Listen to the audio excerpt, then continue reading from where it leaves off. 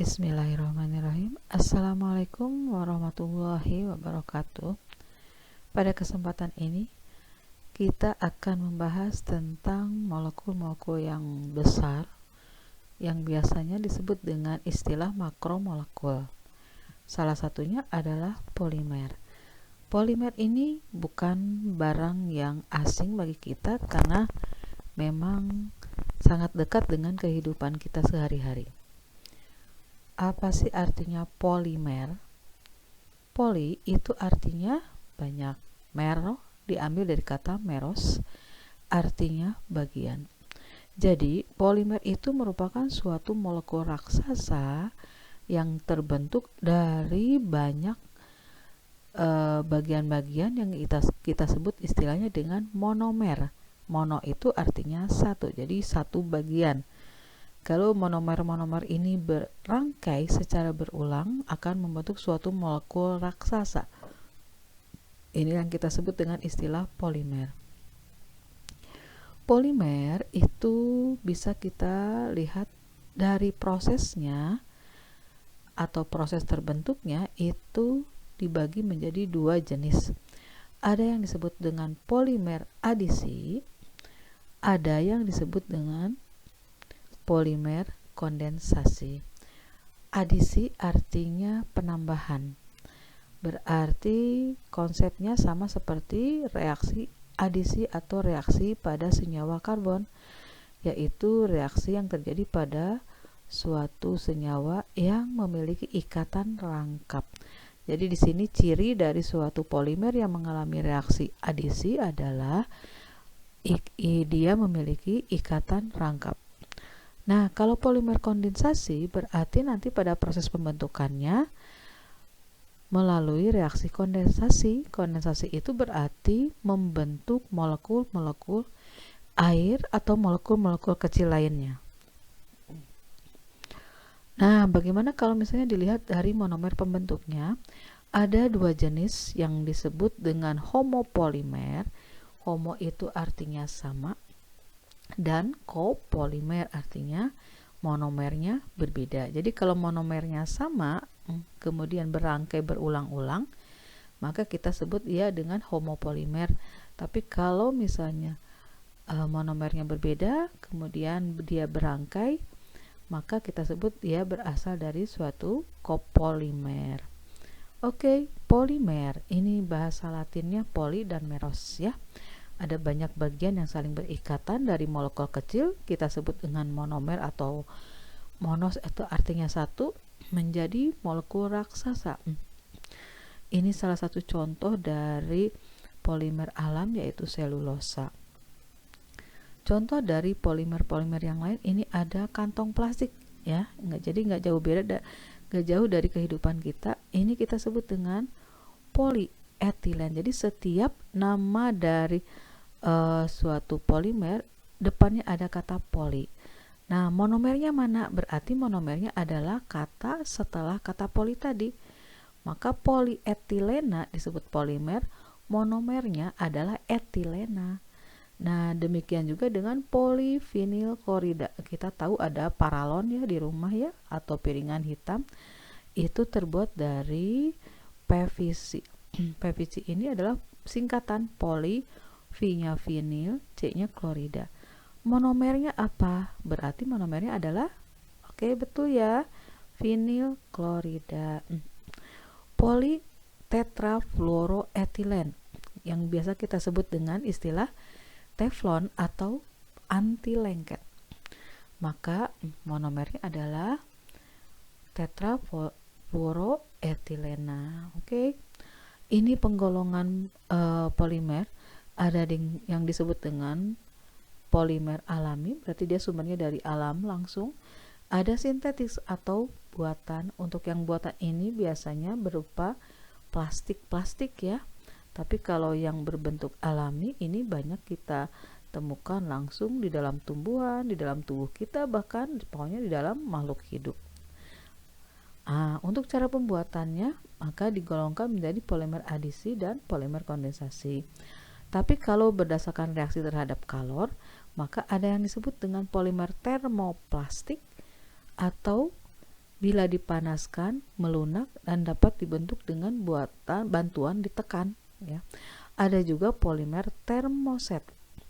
Dapat dilebur dalam pembuatannya tetapi menjadi keras selamanya, tidak melunak dan tidak dapat dicetak ulang.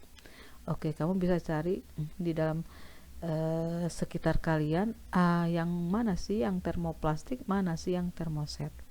Oke, kita langsung saja. Di sini contoh dari yang polimer adisi, polimerisasi adisi.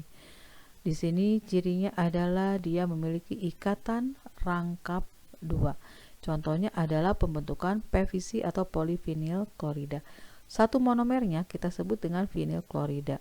Ini adalah rumus vinil klorida. Vinil itu berarti etena, ya. Nama lain dari etena itu adalah vinil. Kalau ada Cl-nya berarti menjadi vinil klorida. Di sini ada tulisan N itu artinya jumlah yang tak terhingga. Jadi maksudnya bukan tak terhingga, tapi maksudnya jumlahnya sangat banyak. Bisa 10, bisa 20. Nanti tergantung, nanti akan mempengaruhi terhadap kualitas dari PVC-nya atau plastiknya. Kemudian dia akan bergabung dengan monomer itu lagi secara berulang. Jadi monomernya sama. Ini yang kita sebut dengan polimer yang sejenis, ya. Kemudian akan membentuk rangkaian yang disebut dengan polivinil klorida. Cara menggambarkannya seperti ini.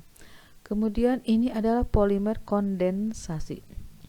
Kalau polimer kondensasi berarti di akhir ikatan antara dua monomernya itu akan menghasilkan atau dilepaskan suatu molekul kecil. Di sini contohnya adalah molekul air.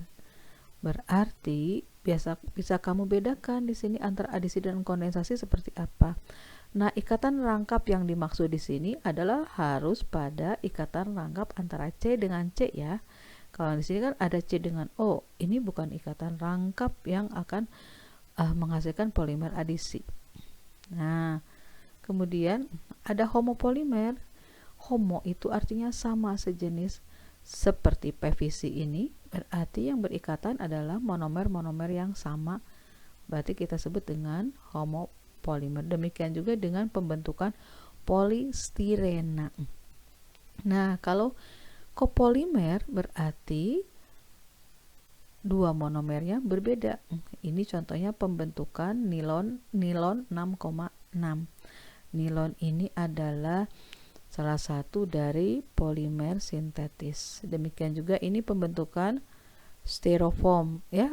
Kita kenal dalam kehidupan sehari-hari sering menggunakan styrofoam yang ternyata kalau kita lihat strukturnya ini adalah struktur yang sangat kompleks, sehingga kenapa sangat sulit untuk diuraikan. Ini terlihat dari rangkaiannya. Ini kalau kita gambarkan hanya dua monomer, ya. Bagaimana kalau berpuluh-puluh monomer akan membentuk suatu rangkaian molekul yang raksasa yang susah untuk diuraikan. Jadi memang penggunaan dari polimer ini sangat dibatasi, apalagi untuk polimer yang sintetis. Ini contoh dari polimer adisi prosesnya, ya. Ibu tidak akan jelaskan lagi karena tadi sudah Ibu jelaskan. Contohnya di sini ada polietilena dibentuk dari etilen. Nah, ini rangkaiannya terus aja, ya. Tinggal ini ikatan rangkapnya diputuskan, nanti akan masuk monomer yang berikutnya, sehingga polimer yang terbentuk dia tidak lagi memiliki ikatan rangkap 2. Kemudian untuk propilena, berarti polimernya adalah polipropilena. Ini propilena itu adalah satu propena. Sehingga kalau ini putus ikatannya, nanti akan disambung oleh propilena yang lainnya, sehingga akan membentuk rangkaian. Apakah betul rangkaian seperti ini? Ternyata salah, ya. Oke, kita lihat yang betulnya adalah seperti ini. Maka yang akan terikat adalah bukan lanjut ke sebelah kiri, tapi dia akan terikat di C nomor 2 dan membentuk rantai bercabang. Oke, etilena adalah polimer sintetis, biasa digunakan sebagai plastik. Kemudian contoh lainnya adalah polistirena seperti ini. Ini juga termasuk homopolimer ya. Nah, ini juga homopolimer PVC yang tadi, kemudian teflon, kemudian ini ada poliakrilonitril. Nah, kemudian ini yang polimerisasi kondensasi. Jadi kalau kita lihat bisa kita simpulkan ternyata kalau di polimerisasi adisi itu kebanyakan memakai monomer-monomer yang sejenis atau homopolimer ya. Tapi kalau polimerisasi kondensasi cirinya adalah memiliki monomer yang berbeda atau copolimer. Jadi ini dari satu monomernya ternyata dia punya gugus karbonil dan ada gugus OH-nya. Kemudian di salah satu sisinya dia ada mengikat NH2. Kalau dia berikatan dengan gugus amina yang lainnya, itu akan melepaskan H2O. Nah, di sini untuk polimerisasi kondensasi dia menggunakan dua monomer yang sejenis. Untuk dua monomer yang sejenis ini, satu sisi monomernya akan saling melepaskan satu H dengan OH yang di monomer yang lainnya membentuk H2O. Kemudian ini nanti nyambung lagi juga. Yang ini dengan sisi yang ada karbonil dengan OH-nya. Demikian seterusnya sampai kemudian akan membentuk nilon. Kemudian untuk sifat-sifat polimer berdasarkan keadaan sifat fisiknya, maka di sini ada yang disebut dengan termoplastik. Nah, termoplastik itu adalah polimer yang melunak pada proses pemanasan. Misalnya PVC. Kalau kita panaskan, nanti si plastik ini kan akan meleleh ya. Oke, itu kita sebut dengan termoplastik. Ada juga termosetting. Termosetting ini adalah polimer yang jika dipanaskan akan mengeras. Misalnya melamin. Oke, melamin ternyata di dalam polimernya termasuk suatu polimer yang termosetting ya. Selulosa ini adalah polimer alam. Ada juga yang disebut dengan elastomer. Elastomer itu polimer yang mempunyai sifat elastis kayak karet ya. Jadi ternyata polimer itu banyak kita gunakan dalam kehidupan sehari-hari. Ini sebagai contoh polimer alam dan kegunaannya. Oke. Ada selulosa, ada amilum, ada glikogen, dan ada protein. Protein yang sangat kita butuhkan untuk kesehatan kita, untuk kehidupan kita. Dia merupakan suatu polimer, tapi polimernya tentu saja polimer yang menguntungkan. Dan protein ini dibentuk dari asam amino. Ibu yakin di biologi juga sudah dibahas ini. Dan untuk protein ini termasuk ke dalam kelompok copolimer. Ingat ya, copolimer di sini berarti asam aminonya bisa bermacam-macam, berbeda. Termosetting berarti kalau dipanaskan dia akan mengeras ya. Dan dia termasuk ke dalam kelompok kondensasi. Untuk glikogen, amilum atau pati, selulosa, ini semuanya adalah termasuk ke dalam polimer alam dan sangat kita butuhkan atau makhluk hidup butuhkan untuk perkembangan kehidupan kita. Kemudian untuk polimer alami ini salah satu contohnya secara detailnya atau modifikasi kimianya adalah misalnya pembentukan polimer glukosa atau pembentukan di sini ada rayon selofan, ada rayon asetat. Ini mengalami beberapa tahap reaksi, beberapa tahap proses ternyata kan.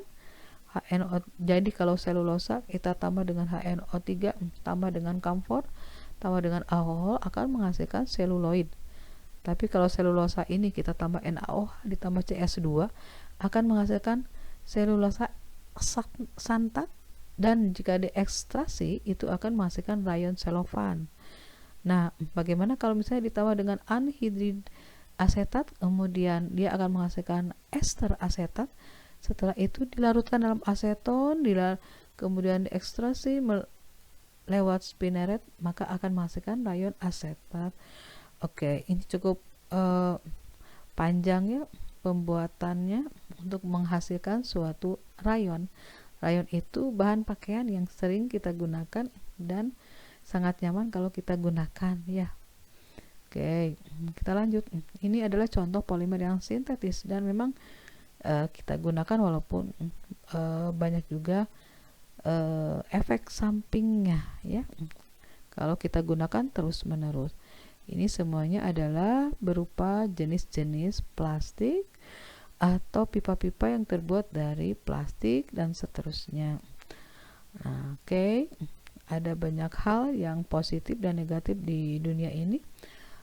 Ternyata memang ada yang menguntungkan juga bisa merugikan kita. Jadi hati-hati dalam menggunakannya. Ternyata kalau untuk yang sintetis ini, kalau kita gunakan, maka contohnya di sini penggunaan bakelit. Oke. Ini reaksi pembuatan bakelitnya cukup panjang. Oke ya, fenol ditambah dengan formaldehid. Ini dua monomernya, kemudian dia membentuk posisi orto, ingat 1,2 ya. Ada posisi para, posisi 1,4. Kemudian dia mengalami suatu ikatan yang akhirnya akan menghasilkan suatu rantai dan akan menghasilkan suatu polimer. Dan polimer di sini nanti akan membentuk suatu bahan yang bisa kita manfaatkan. Oke. Ini adalah yang elastromer. Ini karet sintetis. Dia terbuat dari kopolimerisasi. Kemudian karet ini juga banyak dimanfaatkan oleh kita, yaitu untuk ban kendaraan. Oke ya. Sangat bermanfaat sekali. Kemudian ini adalah serat dan tekstil. Tadi kita sudah bahas ada istilah nilon, ada rayon ya, itu semuanya adalah berhubungan sama tekstil. Maka istilahnya di sini ada polyester, ada polyamida, banyak hal istilah-istilah dalam polimer di sini. Ada lagi pemlastis. Oke ya. Ini contohnya adalah PVC. Bahan kimianya berupa cairan bersifat asiri, bekerja sebagai pelumas lembut di kulit katanya ya. Oke, ada manfaatnya juga kan ya. Oke, ini adalah pemlastis juga. Contoh lainnya adalah ester turunan dari asam ftalat, DMEP atau dimetoxyetil ftalat, ada DOP, dioktil talat dan sebagainya. Biasa digunakan sebagai kantong PVC wadah darah ternyata ya. Oke, ini juga termasuk ke dalam polimer. Oke, itu banyak hal yang bisa kita manfaatkan. Semoga bahasan ini bermanfaat. Tetap semangat. Wabillahi taufiq wal hidayah. Wassalamualaikum warahmatullahi wabarakatuh.